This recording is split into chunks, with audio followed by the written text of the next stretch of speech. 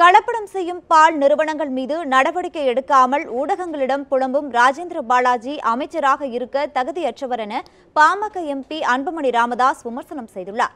கோவையில் செய்தியாளர்களிடம் பேசிய அவர், ஜெயலலிதா ஆட்சிக்கு வந்த பின்னரே தமிழகத்தின் கடன் சுமை அதிகரித்துள்ளதாக புகார் தெரிவித்தார். தமிழக அமைச்சர்கள் தனியாக கட்டுப்பாடில்லாமல் லஞ்சம் வாங்குவதாகவும் அதிகாரிகள் மட்டத்திலும் லஞ்சம் அதிகரித்துள்ளதாகவும் இவற்றை கட்டுப்படுத்த முதல்வர் எடப்பாடி பழனிசாமியால் எந்த நடவடிக்கையும் எடுக்க முடியாத நிலையில் உள்ளதாகவும் அவர் குற்றம் சாட்டினார். கலப்படம் செய்யும் பால் நிறுவனங்கள் மீது நடவடிக்கை எடுக்காமல் ஊடகங்களிடம் புலம்பும் ராஜேந்திர பாலாஜி அமைச்சராக இருக்க தகுதியற்றவர் எனவும், அமைச்சர் ராஜேந்திர பாலாஜிக்கு திராணி தைரியம் இருந்தால் கலப்பட பால் நிறுவனங்களை மூட வேண்டும் எனவும் அன்புமணி ராமதாஸ் விமர்சனம் செய்தார். மே 17 இயக்கத்தை சேர்ந்த திருமுருகன் காந்தி மீதான குண்டர் சட்டத்திற்கு கண்டனம் தெரிவித்த அன்புமணி உடனடியாக திருமுருகனை விடுதலை செய்ய வேண்டும் என்றும் வலியுறுத்தினார். எல்லாத்துக்கும் அதிகாரம் இருக்கு.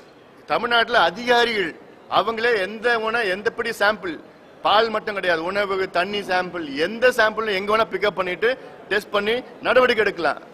பெஸ்டிசைட்ஸ் இருக்கா இல்லையான்னு பார்க்கலாம்.